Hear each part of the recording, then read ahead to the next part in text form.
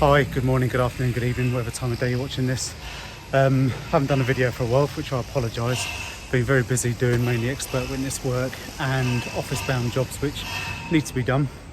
But out and about today, a couple of jobs to look at. First is a schedule of condition on a roof that we're doing up in Chelsea. We've got to repaint and repair the gable wall behind me. And as part of that, the adjoining owners have very kindly given us access to their roof because we need to get cradles up here like they've got in the background, but there's a lot of mess kicking about. So we thought we'd record a schedule of condition, so if there's any issues post job, then we know whether the contractors are to blame or whether it was like it beforehand. When we finished here, we're off down to Kent to do just a site inspection on a project we've got to go down there. So we're going to start with our schedule. So when we're doing a schedule of condition, we're looking at things like, start with this roof. It's a lead roof with our rolled details. That's in reasonable condition. Don't really need to comment too much on that. Fascias here, timber joinery. This is rotten, so we'd record that that's in poor condition. And we've got a crack here on the brickwork.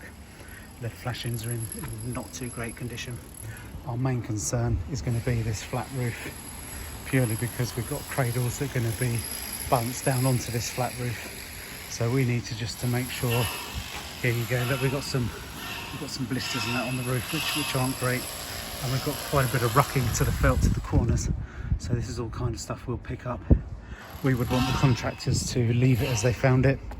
They've got to work around this satellite dish and the lid work on that. Sorry, there is no lid work on that saw stack. So bits and pieces to record on, so I shall make a start. One thing I just noticed is this is carbonation of the concrete. So this building is a cast reinforced concrete building, and here we've got some bed joint reinforcement that's very close to the surface. So water's got in behind the paintwork, saturated the concrete, and then over time that's caused the steel bar to corrode.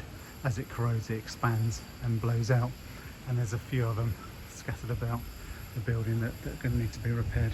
While we're up here, just show you this. This is a traditional stack, so the building goes back to the late 1800s, and got these old stacks on here which are no longer in use, but nice old brickwork, but someone's repointed here with cement mortar pointing. It looks nice and neat, but you can see just in there that it's very, very thin.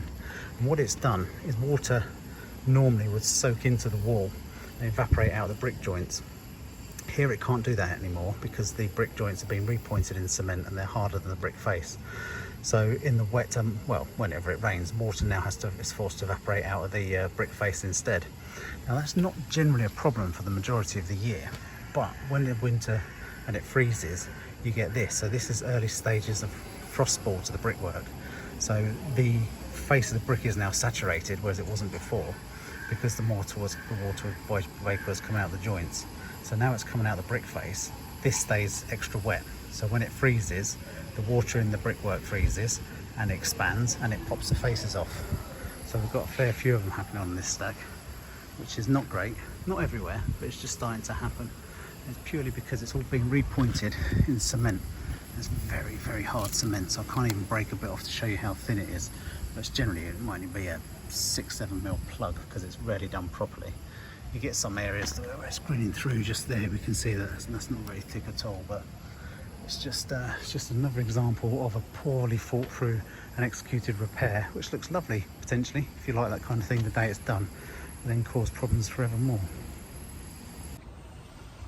Okay, it's inspection number 1 done. Now we're down onto a site in Kent, which we've been doing visits on. The contractor's made a cracking start. We've been told that the roof is well underway, so we'll see how they're getting on. Once again, I'd like to say thank you for subscribing, thank you for watching if you got this far, and I'll endeavour to post more, just been a bit busy recently, so I'll see you on the next one. Okay, so down on our site in Kent, I needed to do a voiceover for this because guys are working away on site and it's a bit noisy, so I wouldn't hear a word I said. But before I get started, just a bit of background. This house had a quite significant roof fire. This happened in the front section of the building, as we can see in these first few photos, and substantially damaged the roof to the extent where it all needed to be taken off. You can see on the photos of the inside, it's just ripped right the way through the property as well. It also spread to next door and pretty much took the roof off the garage. So lots to do on this one. So as with most jobs that we do of this kind of calibre, or size should I say, we will first of all produce layout plans as existing of the property, which details exactly how the building was built and the layouts of and heights of all the rooms and how they all relate to each other. We then go on to produce strip out drawings, and we label up each room to show what strip outs to be done in that room. And then we've got a full set of drawings for this project, so it'll be plans, elevations, sections, details, showing everything that needs to be done to rebuild it. We produce rafter plans, we produce flat roof joist plans, we do sections, details and all sorts. So the aim for us is to give a full package to the builder of what needs to be done to reinstate the property to its pre-fire condition. So on to the inspection. So first things first, we're going to have a good look through the house, see what work's being done by the contractors. Here, strip out's been pretty much completed. The roof we can see is on, but we'll have a look at that in a minute. Into the kitchen, the electrics in this property we thought they were disconnected originally, but we can see here that they've just disconnected the main meter tails. So they'll be reconnected by UKPN or whoever comes and does that, and the property will have a full rewire undertaken.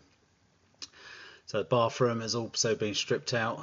Someone's obviously taken all the tiles off the walls, but just now needs to clear those off the property, and everything else has been pretty much done. This was the down into the damaged end of the property, so the builder's using that room as a store. Over here wasn't so badly damaged, but the roof has had to be replaced anyway, so hence we've had to strip out all the ceilings and renewal those as part of the roof recovering work. And now we're up to the roof. New 150 by 50 rafters onto this, I think it's a 75 by 200 purlin. Chaps are on site rebuilding it as we go. The gable walls need some additional works to be done to them. That is something we need to now seek approval for, but there has been a bit of movement to the gables, mainly where the old roof has kind of collapsed into the property, so we've got a bit of damage just here that needs to be repaired, and all the block work inside also needs to be fully cleaned down. However, that said, the gables are now actually loose, so we want to get this side gable rebuilt, the one in the party wall in the background completely refinished, and some general light repairs to this front section of wall. A little bit of crack in here, but that is not really significant, so we can get around a repair for that. While we're up on the roof, just to have a look at a few extra issues. So here we've got the new rafters being pitched into position. These are at 400 centres, and this fella coming down the middle here is a valley which supports the jack rafters, and they've just popped a little post on the end of the hip just to support that while the front section of roof is being constructed.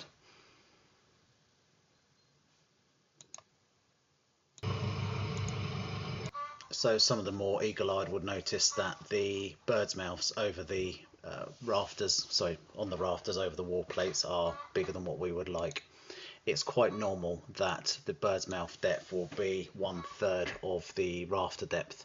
Unfortunately here we've got, first of all, we've got 6 by 2 or 150 by 50 rafters, whereas originally they were 4 by 2s, but such as changes in regulations and need to comply. But we've also got a couple of fixed points. The first is the wall plate, and the second is the roof slope where we tie in with next door. So the bird's mouth did need to be slightly deeper. It's only the overhang that this is affecting. It's not going to affect the actual structure of the roof at all, so that's not a real concern. Okay, so while we're up on the scaffold, just looking at this flank wall, we can see the property's been repointed. This is a normal cement repointing on a cement brickwork. It's not an issue. No breathability problems here because it's a cavity wall. But the heat has completely popped a lot of this repointing off. So this again, we originally would have had all this raked out and repointed, but this gable was actually loose. So we're going to put to the adjusters for replacement of this gable. And actually, by the time I've done this, that's been approved. So into the garage now, final bit of walk around on this building. The garage has been pretty much demolished. We've got to take the rest of it down with a shed to the rear of the garage. and that's next to be done. They made a good start on the roof, so while the chaps have finished on the roof structure, they'll come down and rebuild the garage and get the new roof pitched on the garage. But while we're doing a site visit, we're also doing a valuation, and that valuation of the works also includes materials on site. So here we've got a lot of rafters for the rest of the construction of the roof, so that's all forms part of our valuation as well. So while I was out and about, I was asked to look at this issue in a loft space. I had a phone call while I was on our way down to Kent, and this was on, well, say it's on its way, it's just afterwards, so between the site inspection we've just done and home. And this is a bit of an interesting one. The roof space hasn't been ventilated. It's been recovered probably 20-30 years ago with this heavy sarking felt, but over the rafters, there's some rot in the, well, actually in the hips, not the rafters. There's a bit of rot in the hips.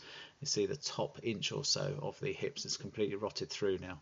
So with all the jack rafters fixed into those hips, and the hips need replacing, and the roof's in pretty poor condition anyway, this property needs a new roof. So hope that's something to enjoy, possibly something to learn. Again, thank you for joining us. I'll endeavour to do more videos, and I shall see you on the next one. Thank you for watching.